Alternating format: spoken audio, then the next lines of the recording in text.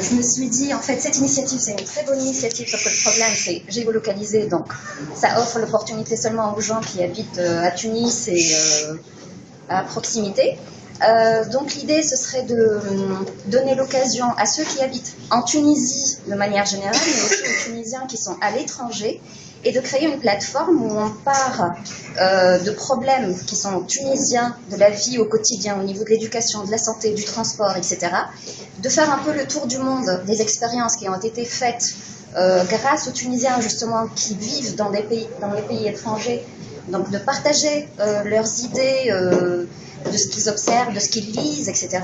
Et d'essayer, pourquoi pas, de construire des solutions collectives et plutôt de construire une nouvelle Tunisie participative, etc. Ça, c'est le premier. J'essaie de voir le chronomètre.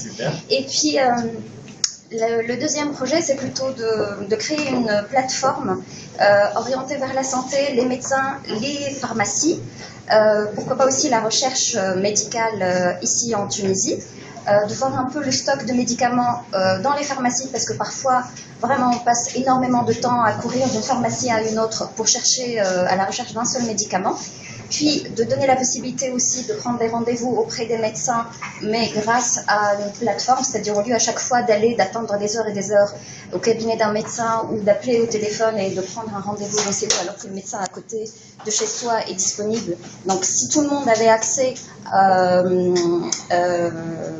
au calendrier en fait de prise de rendez-vous de tous les médecins, ce serait plus simple et on perd moins de temps. Et donc, si les pharmacies aussi jouent le jeu pour donner leur stock de médicaments, ainsi on peut y accéder au tout ce qui est commerce proximité. Donc, les pharmacies à côté, on n'a pas besoin d'aller à la ville ou à une autre pharmacie un peu plus loin. Pareil pour la recherche médicale aussi, on laisse souvent ça de côté, mais c'est très important. C'est lié aussi à toutes les entreprises pharmaceutiques et aux associations aussi de patients. En fait, l'idée, c'est de créer un environnement transversal et systémique. Et voilà, je suis arrivée à zéro.